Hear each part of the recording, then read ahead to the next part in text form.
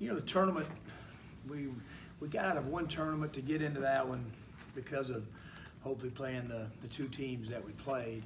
I thought the Baylor win, I really think it's going to be a good win come March. I think that team will keep getting better and better. For us to absorb TD getting in foul trouble and to kind of, he wasn't at his best obviously all weekend, and for us to be able to find a way to win that game was encouraging to us. I thought we guarded in the first 8 or 10 minutes about as well and hard as we've done all year long. Guys put some stuff right in the game plan, so it was a good win. Then Cincinnati, we knew they're about as unconventional a team that you can play in college basketball. There's a reason they've won back-to-back 30 games, is they've got this great toughness of culture, and they really played well against us. They really did. It's going to be an NCAA tournament team for sure, and I thought it wasn't pretty at all, as you guys saw, but we battled and got that thing tied, and then just all of a sudden, we took about 3 quick shots. The perimeter in that game got to about 8 or 9. And then, quite frankly, it was just those guys shot 35 free throws and we shot 17. And we didn't shoot it well either, but we held them to 42, so 40%. But give Cincinnati credit. I mean, they just kind of did all the toughness things down the stretch to win. With Terrence, offensive games like that, twofold question was that, did you see anything now that you've looked at the film that he was doing offensively, and was he taking his offensive struggles to the defensive side? The first night he did. The first night it was just foul trouble. First night he really came in locked in. He really did. He was playing well. He got that kind of first foul. That was a touch foul. Then he got his second. Then we didn't play him for a long time, in the first half.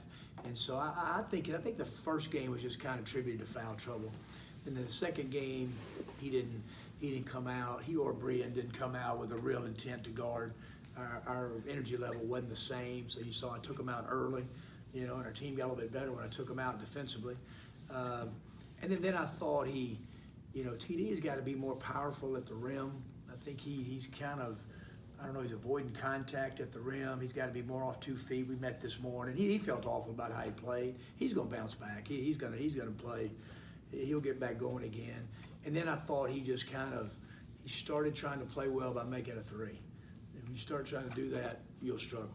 And so he's got to get himself where he's going back to the free throw line, more paint touches, just shoot extra pass threes. And then he missed a couple wide open threes. He did. I mean, just some shots he normally makes. But he did. He felt bad about it, and he'll just bounce back. And it's a long season. I think he'll have a good week.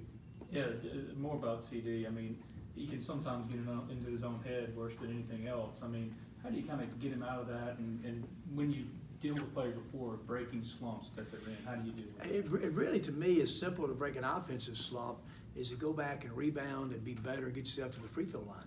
I mean, he's capable of getting, as you guys know, you've seen him a lot more than I have, of getting paint touches, getting to the free throw line. He hadn't shot very many free throws this year. He's shooting a really good percentage. He's got to go be a better offensive rebounder. I mean, that's what he can do. I mean, he averages like 8 rebounds a game. His rebounding numbers are down right now. So he's got to go back and offensive rebound the ball, get some extra opportunities, second shots, free throw line. That's how really good players get them going. If you just think you're just going to, all of a sudden, you just got to start making some threes to get playing well again, that's not his deal. He's got to play and do all the other things and then shoot good threes, and he'll shoot a good percentage. How do you address, Kermit, to your better players not coming out from the bell, answering the bell like you'd like? How do you get them to reach the consistency you're looking for? Well, one, you take them out of a game.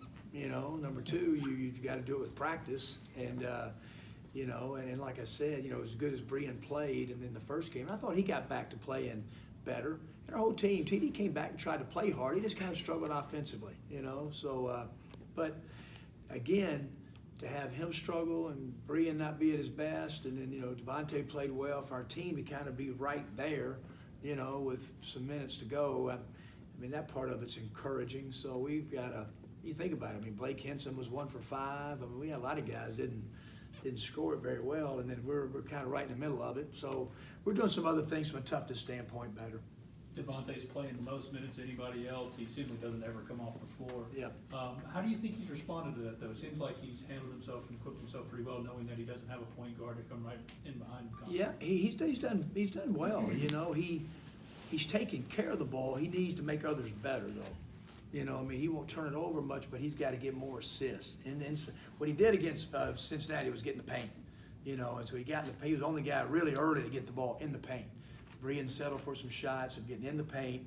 He finished some balls, and you know, his conditioning is really good. Doesn't seem to get tired very much, you know, and but the only thing we could do is maybe get DC, Luis, Zach, one of those guys to come in and move Brian to the one, which, you know, in some games probably this week that we'll be able to do that more.